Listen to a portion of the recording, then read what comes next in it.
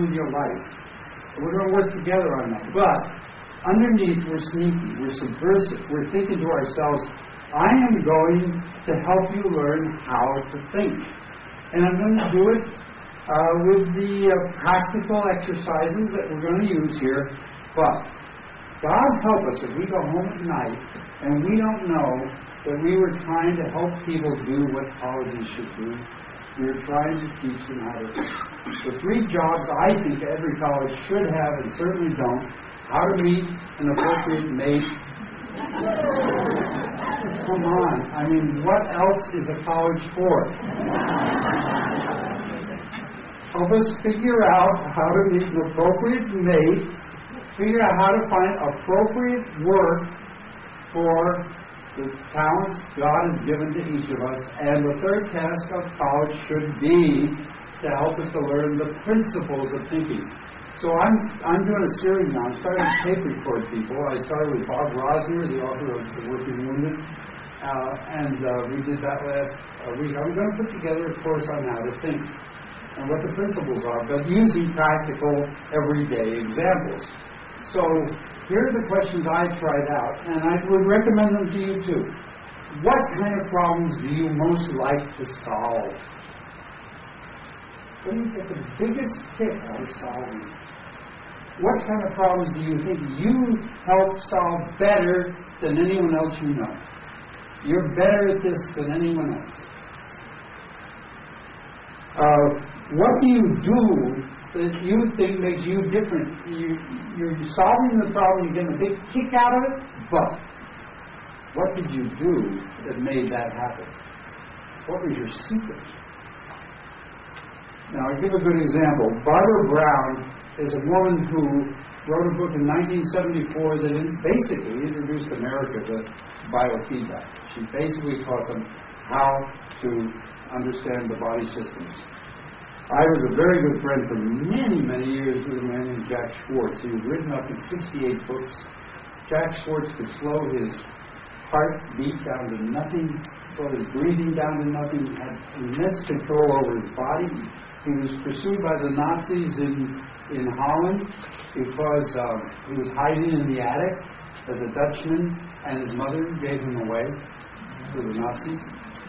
And he ran, and when he ran, they shot him, and they shot his ankle. And while he was running, he healed his ankle while he was running. So he was a man that deserved a lot of respect. He really, really had tremendous control over his body. And I cannot for the life of me think of why I just told you that. Had something to do. Go ahead, I'm open to suggestions. What was it? Yeah, what do you have that helps solve problems that nobody else has? Okay. Now I forget what the answer was. Yeah, that's it. Thank you. Oh, I can kiss your feet. Here's the thing. Barbara wrote this book on biofeedback, and then when she was done with it, and I had forgotten completely about this until a friend of mine reminded me of it. 3 principles she said she'd learned about how do you think. How do you think better about yourself and make decisions? 3 principles were: you take 1 sheet of paper and you put everything down on that piece of paper you know about yourself. Think, you just write anything down you know about yourself. I'm always grouchy when I get up. I'm trying to break the cigarette habit and I'm not doing very well. You write down anything. I often have thought, if I taught a course on writing to anybody, and I get asked often if I would, I always say the same thing: it will last for 5 minutes. That's all. I would say, sit down with a pad of paper and write what's going on in your mind. Now, suppose the first thing in your mind is, I can't think of what's going on in my mind. You write that down. You write down whatever is going on in your mind. You don't try to find the perfect sentence. Somebody once said, it's the love of the perfect sentence has killed many fine writers. You don't try to find the perfect sentence. So, she said, put anything down in any order or whatever, but it would be very helpful, we have found out, she said, if you also use a graphic. If you use a graphic on your piece of paper, it sort of helps organize stuff. And it's attractive, it's pretty. So use a graphic and then prioritize the information. Well, some of you will recognize this is exactly what is done in the back, or now the center of my book. You sit down with what's called a flower exercise. You take one piece of paper, the diagram is on it, you gather all the information about yourself you can, use the diagram to help organize it, and then you prioritize it. We have a prioritizing grid in the book that helps you to figure out what you enjoy the most, what you enjoy next, and so on. So therefore, when we'd ask Barbara Brown, what do you do that helps you to think? She would respond, I take one piece of paper, I'll put some kind of a graphic on it, and I prioritize the information as I'm putting on it. Now, you can start with a large piece of paper. I looked in Home Depot and Walmart and so on. They sell large pieces of paper, which you can, they're stiff, they're kind of like cardboard. But you can use as large a piece of paper as you want to. And obviously, on your way to that one piece of paper, you're going to have some things I call scribble sheets, which you scribble things on and try to figure out stuff before you transfer it to the paper. But that's what Barbara Brown would have said if we said, okay, what do you do that's different from what other people do when you're trying to solve problems? So I asked Bob Rosner that too, and he said, I look for three things. I look for three things whenever I'm trying to make up my mind about anything.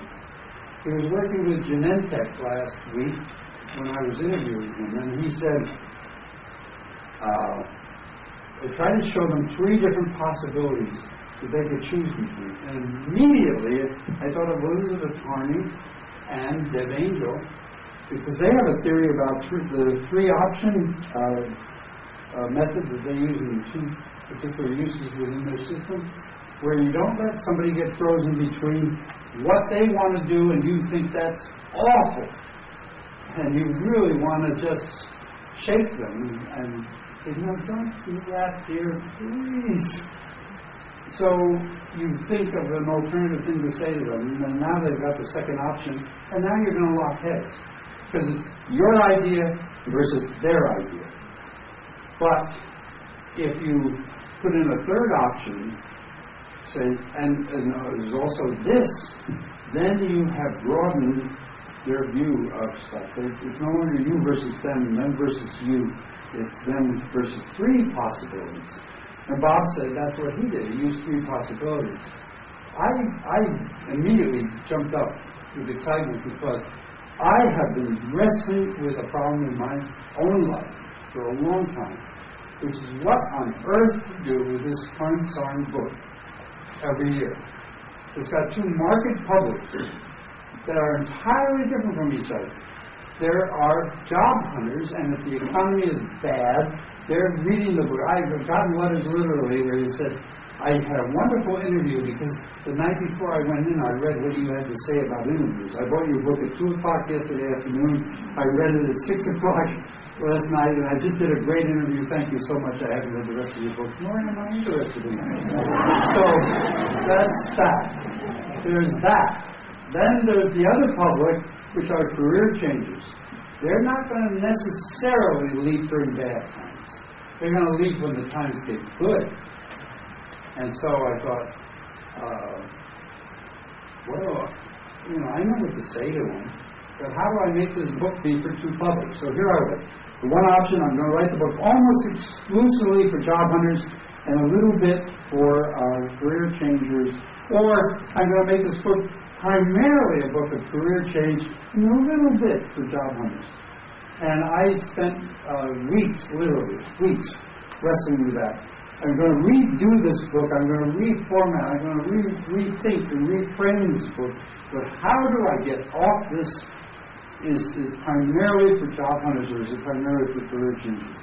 And finally, I introduced a new section to the book. Whole new section. The middle of the book is about setting. It's about where are we when we see ourselves either doing job hunting or changing careers. They're in a mind. But where are we? And I realized as the year wore on that what's happening in our culture increasingly is the setting is calling the shots.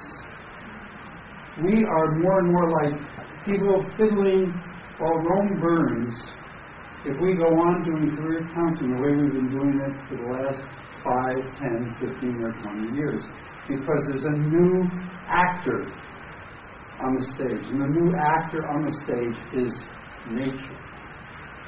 Tsunami, earthquake in Pakistan, Katrina, tornadoes.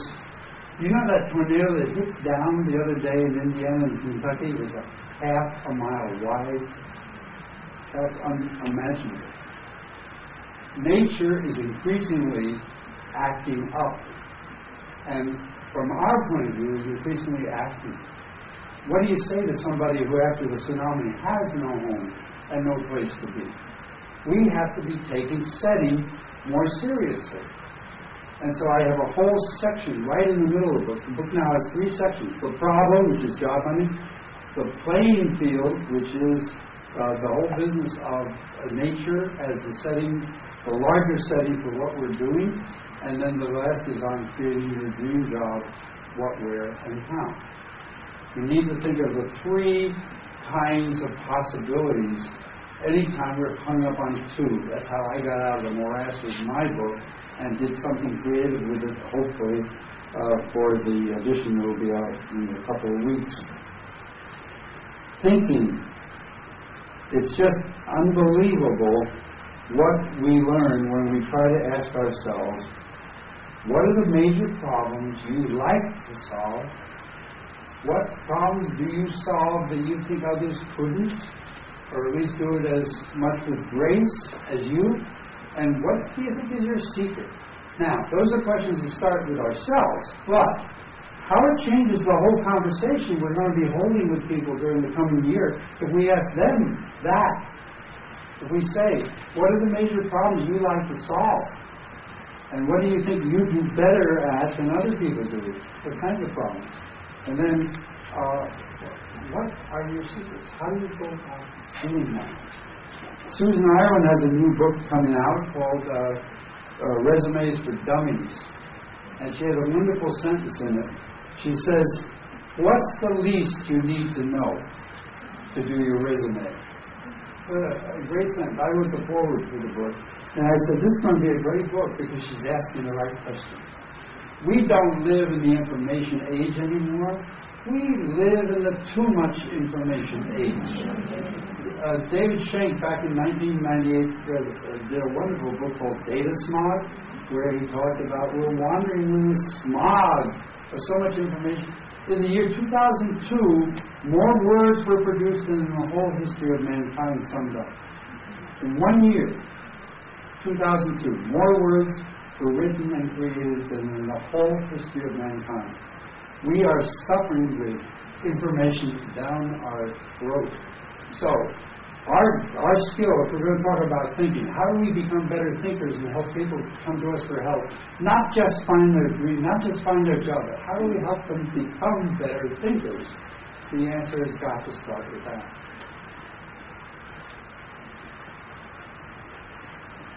All right, these dwarfs. Goals you know about. You've got to have some idea of where on earth you're heading. If you can visualize it, you're going to be much better off. Now, let me say a word to those that are mystical. Because I know there's some of you in the room.